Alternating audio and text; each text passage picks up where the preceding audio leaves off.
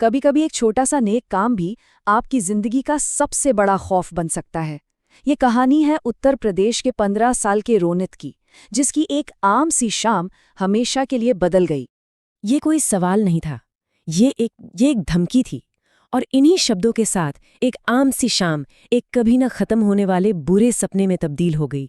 तो बात है उत्तर प्रदेश की एक बिल्कुल आम सी शाम। रोनित, कोई 15 साल का लड़का, अपनी ट्यूशन क्लास के बाद बस घर जाने के लिए बस स्टॉप पर इंतजार कर रहा था। सब कुछ एकदम नॉर्मल था, जैसा हर रोज होता है, आप जानते हैं ना। और तभी उसकी नजर पड़ती है पास की बेंच पर बैठी एक बुजुर्ग औरत पर। वो लगातार रोए जा रही थी। उन्हें इस तरह रोता हुआ देखकर जाहिर है रोनित का दिल पसीज गया। तो उसने ज्यादा कुछ सोचा नहीं, अपनी पानी की बोतल निकाली और उस औरत को दे दी।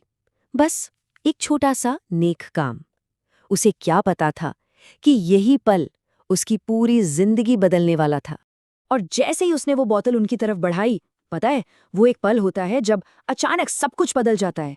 हवा ठंडी हो जाती है, एक अजीब सी खामोशी छा जाती है। बस वही हुआ। वो जो दया का भाव था ना, वो अब एक अनजाने डर में बदल रहा था। औरत ने अचानक रोना बंद कर दिया, बिल्कुल अचानक, जैसे किसी ने कोई स्विच ऑफ कर दिया हो। एक पल में आंसू गायब। फिर उसने अपनी आंखें उठाईं और रोनित को देखा।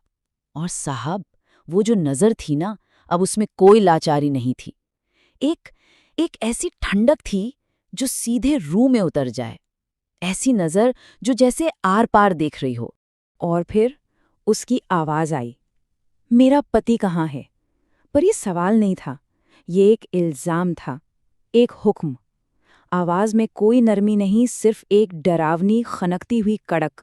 रोनित ये सब सुनकर और उसका अंदाज देखकर ना 2 कदम पीछे हट गया। उसके दिमाग में बस यही आया कि शायद ये औरत पागल है। लेकिन जो सच अब सामने आने वाला था, वो पागलपन से कहीं कहीं ज्यादा खौफनाक था। वो औरत अपनी जगह से उठी और धीरे धीरे रोनित की तरफ बढ़ने लगी। और तभी रोनित की नजर उसके पैरों पर पड़ी। और जो उसने देखा, उस पर कोई भी यकीन नहीं कर सकता। उस औरत के पैर अजीब तरह से मुड़े हुए थे, टूटे हुए। पर वो सबसे डरावनी बात नहीं थी। सबसे डरावनी बात ये थी कि उसके पैर जमीन को छू ही नहीं रहे थे। वो औरत हवा में तैर रही थी। बस ये देखते ही रोनित का खून जैसे जम गया। सांस गले में ही अटक गई। उसके हाथ से पानी की बोतल छूटकर जमीन पर गिरी और दिमाग ने काम करना बंद कर दिया। वो बस भागा, अपनी पूरी जान लगाकर भागा, बिना पीछे मुड़े, सीधा घर की तरफ। उसे लगा कि घर पहुंच गया, दरवाजे के पीछे अब वो महफूज है, बच गया। लेकिन वो ये नहीं जानता था कि कुछ डर दरवाजों और दीवारों की परवाह नहीं करते।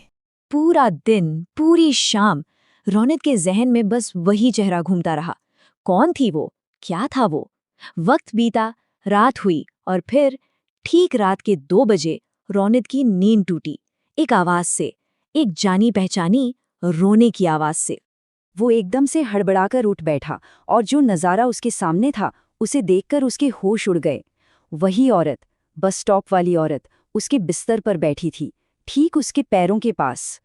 और उसके हाथ में वही पानी की बोतल थी। वही बोतल जो रोनित डर के मारे बस स्टॉप पर छोड़ आया था। बस एक फर्क था, इस बार बोतल में पानी नहीं, खून भरा हुआ था। इससे पहले कि रोनित कुछ समझ पाता, वो औरत एक झटके में उस पर झपटी और उसके हाथ रोनित के गले पर थे। उसका चेहरा खौफनाक, जैसे वो उसे कच्चा चबा जाएगी। और वो चीख रही थी, बार बार एक ही बात, तुमने मेरे पति को मारा है, तुमने मारा है। रोनित की चीखें सुनकर उसके माता पिता घबराकर कमरे की तरफ भागे। उन्होंने दरवाजा खोला, लाइट जलाई और वो औरत जा चुकी थी, गायब, जैसे हवा में घुल गई हो, जैसे कभी वहां थी ही नहीं। रोनित बुरी तरह कांप रहा था। वो रोते बिलखते हुए अपने माँ बाप को सब कुछ बताने की कोशिश कर रहा था, पर कोई कैसे ऐसी कहानी पर यकीन करता। जाहिर है उन्हें यही लगा कि बच्चे ने कोई बहुत बुरा सपना देख लिया है। और बस उस रात के भयानक सच के साथ रोनित अकेला रह गया।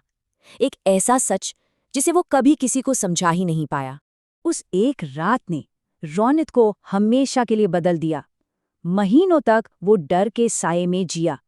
उसने अपनी ट्यूशन क्लास जाना छोड़ दिया और वो रास्ता, वो बस स्टॉप, वो दोबारा कभी उस रास्ते पर नहीं गया। आज भी, इतने सालों बाद भी, रोनित को नहीं पता कि उस रात उसके साथ क्या हुआ था। वो कौन थी? आखिर वो औरत कौन थी?